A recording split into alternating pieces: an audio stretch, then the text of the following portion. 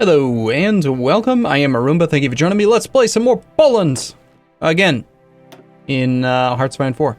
So yeah, we're gonna give this a go again. We learned a huge amount the last time we played. It was great. I enjoyed it thoroughly.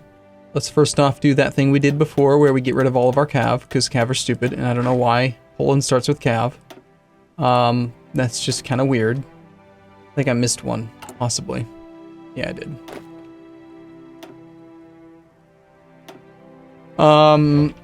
One of the things that... Okay, so here's what we're going to do. I'm thinking we might even try going fascist, maybe, instead? I don't really know. I haven't thought this through. We could just try going communist again, but here's the thing. I want to make sure that this time around I get Polish revanchism before we start our justification for war and time it appropriately so that when we become fascist or communist, depending on which one is easier. Actually, let's take a look. Which one would be easier? We have 15% support for fascism and only 2% support for communism. So it's easier to go fascist than it is to go communist. But that would mean that we would end up fighting Russia, which sounds fun. Let's do it. So let's go fascist. Alright, so first things first, what are we going to do? We're going to do strengthen the Polish state. It's just straight up gives us military points, or it gives us more stuff. Makes sense. Second off, I think that we just, yeah, I mean, you pretty much just have to take these core technologies. Like, they have to be done. Now, a lot of people have suggested, in what used to be the comment section, that you may consider building civilian factories the first year of the campaign. I don't think so. I feel like civilian factories cost too much. 7,200 versus 3,600. I'd rather just build military factories. I feel like, yes, there's a snowball effect that you can have more. Every factory you build, you know, it makes more factories, that kind of thing. But I don't see it happening. We're going to want to immediately start making some artillery, I think. That is not artillery. Toad artillery. And set you to 8. And I think that that's going to be okay for now. Low manpower we know of. Insufficient resources. We need stuff. We need lots of stuff. So, I think we still do just trade with our neighbors just because we can. I mean, I don't think it really matters too much until you're at war. Rubber. Okay, so we actually need steel, believe it or not. Aluminum. Aluminum, steel. Rubber. The rubber is kind of annoying. What is it that we're making that requires rubber? It's the planes. That's right. We're just not going to make planes. That solves that problem. And then we'll unpause the game. We're going to play Speed 4 up until the point where we get to war. And then beyond that, then we're going to... Ooh, own combat. Is this randomized? I don't remember ever seeing a field marshal with own combat with minus 10%. That's really good. That means we could do 20... We can do larger divisions. We could do 22 combat with divisions that end up being only 20. That's pretty cool, man. The max entrenchment, though. That sounds pretty good, too. Alright, so we created a front line here, create a front line here. We assign everyone here. We split, assign 10 to there. We create a bogus line and a bogus line so they can get preparation bonuses in case we need them. We have free dockyards that are just going to make convoys because I don't really care to have a navy. And actually, honestly, maybe we don't even make the convoys. Do we even need the convoys? We might need them for naval invasions. It's possible. Insufficient resources, steel.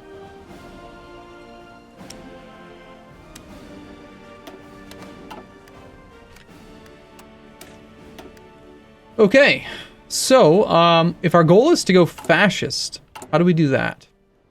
We take our first points, right? We get 120 political power from doing this thing. We're also generating points, so by the time this completes, we'll have enough that we can actually just hire straight up a fascist demagogue. And then I think we still go down the Polish tree. Let's see how it's different. Go left, go right, right? So before it was strengthen the Polish state, and then it was defensive focus, and then it was internationalism. You can't do Poland first, which is just indoctrination, which is fine.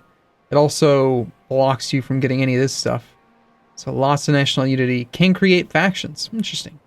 Treaty with Lithuania and the Baltic Alliance. Apparently this is a route where we can form our own faction. I don't think we care about that really. I think we're going to go for strengthen the Polish state. Is there anything we want to pick up before? Like, getting one of these things early on so that we get a bonus to, like, technology could be really good. On the other hand, rushing for the seek an accommodation with Germany. Screw that. We're going to fight Germany. No, we're going to kill Germany. I think we want this right away. Military factory construction speed is just too good. So we are going to do that. But we're going to hire the fascist demagogue. We're going fascist, man. It's going to work. It's going to be great. Our free commander. Level 1. He's so good. We got some dudes who are not... should we rename this? I don't really know if I want to call this Pugnacious Poland. I think we'll just call it like fascism. It's cool. I don't know. No, that'll probably upset people. We'll just say fat. It doesn't matter. Is there like a reset button? The polls. Okay, so let's pull these guys out. The ones that are fresh. Pretty much all of the Cav guys. And then just have them exercise wherever they're standing. It's fine. We're not going to try to train up to regulars. We just don't have the equipment for it. We have 28 whole factories. 9 military factories total. Let's see. Traded goods, 4 of our 9. We have a total of 18 civilian factories. 9 are used to produce consumer goods, leaving us with 9 available for that stuff. I think that it should be more prominently display consumer goods, like with our current economic policy that people expect 30% of our total number of factories to be consumer goods. Like that 30% I think should be more prominently displayed, not hidden in a tooltip. That'd be kind of nice. And I know that it's 30% of your total factories, not just your consumer factories. So there is that. Ugh, civilian economy. Blah. Alright, we'll go speed 5. There's really no reason to do anything but speed 5 until the actual war breaks out. And then we're going to play in like speed 2 or 3, I think is the plan. Just make sure that you guys are getting trained up. They are getting daily experience.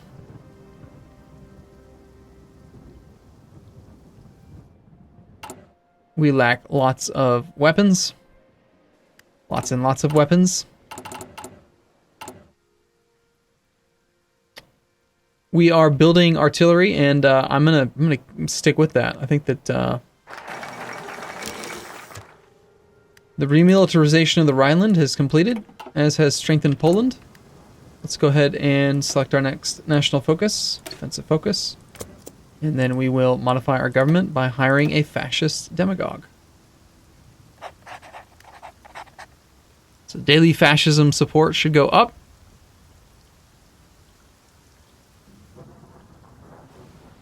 And then we're going to see the penalties start to stack in.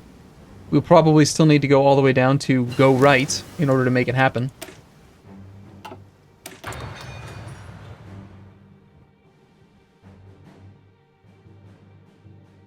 So there's this thing, though, that I read about, that if you actually conquer Czechoslovakia before, and you have, okay, if you conquer Czechoslovakia as Poland and Germany is doing their national focus where they try to take Sudetenland, or whatever it's called, it blocks them from doing their thing, their historic focus, right? So they want to do Danziger War, but they can't do it if you, I don't know which one it was, but something about you can't do it if you prevent them from taking Czechoslovakia. So we're going to give it a shot. We're going to try to rush them down. We're going to try to rush down Czechoslovakia. I think that we have time on our side this time around because it's easier to convert to fascism than it is to convert to communism. And we almost beat them to it. And I'm going to make sure early on to get the Polish revanchism.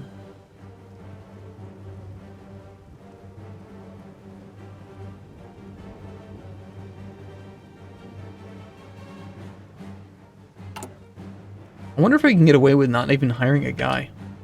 Not even going that far down the tree. Because we switched to communist last time at like 46%. I was expecting to have to wait till 50, but it happened before that, so maybe?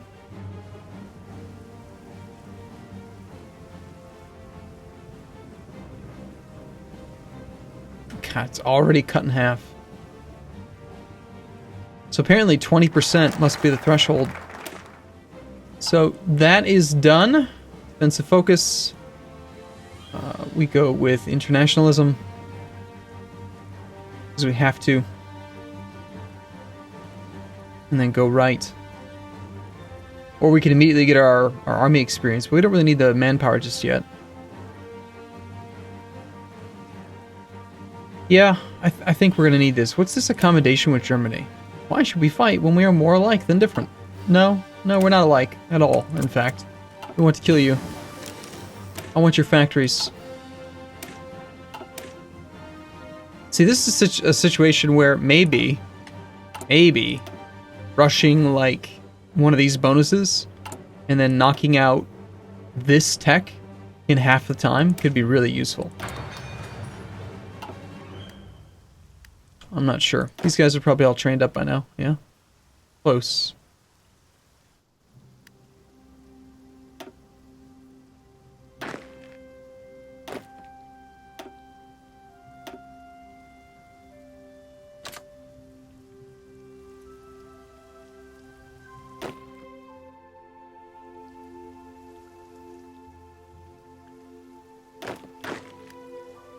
Could you please get trained? Thank you.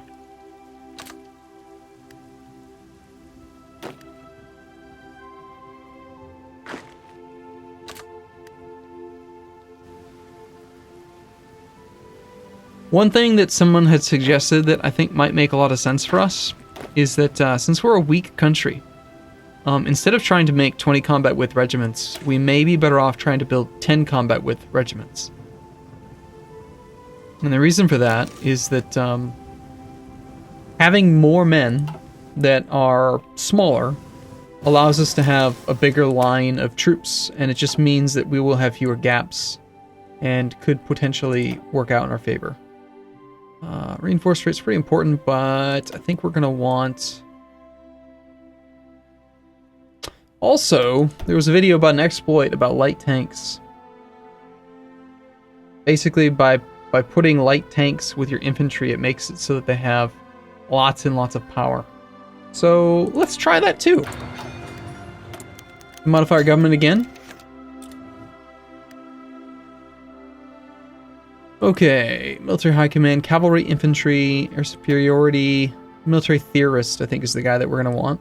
I love getting that army experience coming in so we can adjust our templates. Okay, 0% world tension.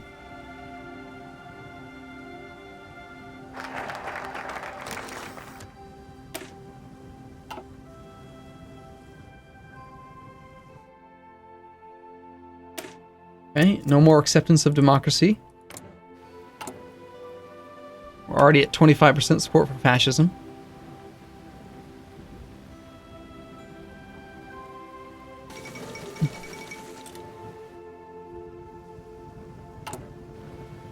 we lack quite a few weapons. Do we want to already start messing around with our template? We don't have any experience for it just yet, but what I want to do is I want to have a core template that we get all of the support stuff added to, and then we duplicate that, and then we pare it down to modify it. So we have one that's just like, you know, I think pretty much every division we're going to want to have is infantry. And I'm going to use my regular naming convention, Imp 9. I don't care what that stuff meant. I'm sure it's historic. I'm sure that it means something.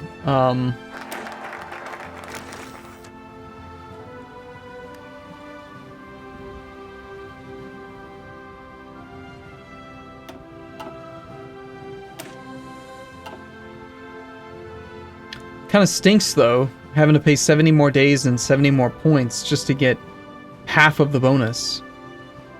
But I think we need it to make the conversion quick.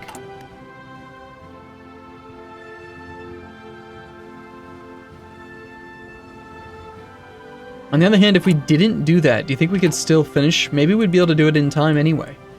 And then we could knock out some of this other stuff that would be more important. But basically, I'm just going to go right, Polish militarism, Polish revanchism. Like, we're just going to go straight for it.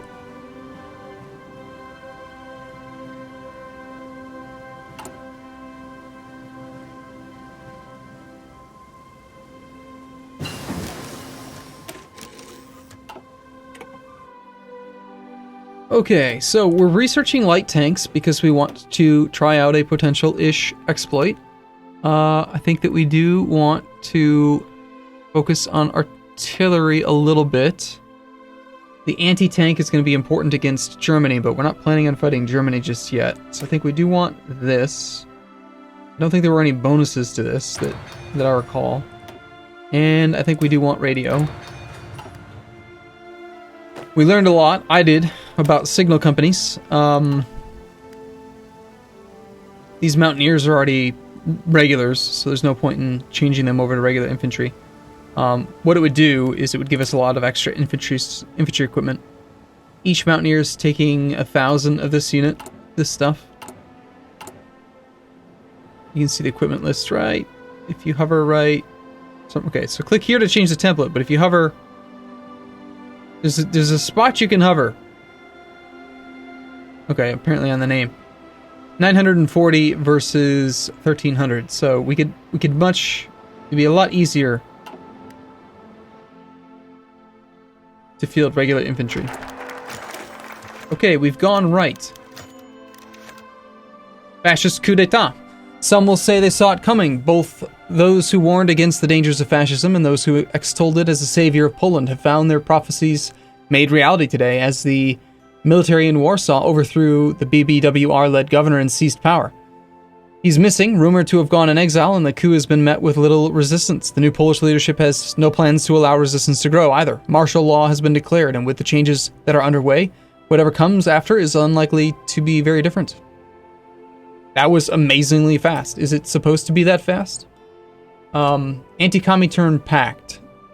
So, Germany proposes that we sign a pact recognizing that the aim of the Comintern is to disintegrate into subdued states. We can make Germany like us, but we don't really care about Germany, so Germany can go to hell. Polish militarism, please. Military access from the German Reich. Invite to faction from the German Reich. No. Nope. I'm gonna kill you, Germany. I'm just gonna do it because I want to. Infantry expert, I think is a good idea. Good guy. Might be a bit early to hire that guy. Might have been better to go with one of the guys like War Industrialist. Could have been better. Now, again, I'm starting to seriously wonder. We did that at 32%. Holy crap.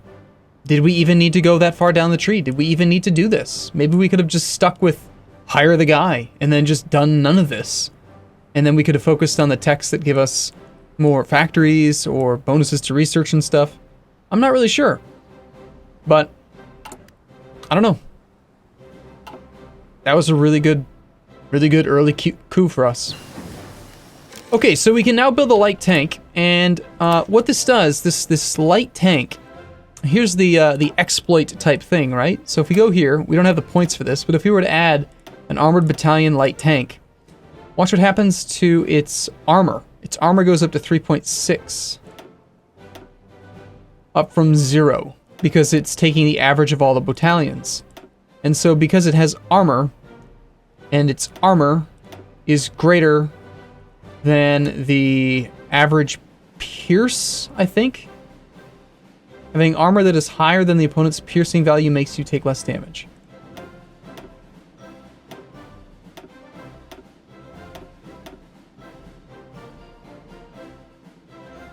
.6 armor. But we had 4 pierce without it, so... Anyway, there's supposedly some exploit where you add a single light tank, and instead of allowing it to go at 12 kph, which it can, I think that technology can go that fast. Yeah, instead of allowing it to go at full speed, it just, sticks around with the infantry and travels slow, but its armor ends up giving you lots of value. So, anyway, we'll see. We'll try. I'm going to take a break here, though. As always, thank you for watching. I look forward to seeing you in the next episode. I'll see you soon.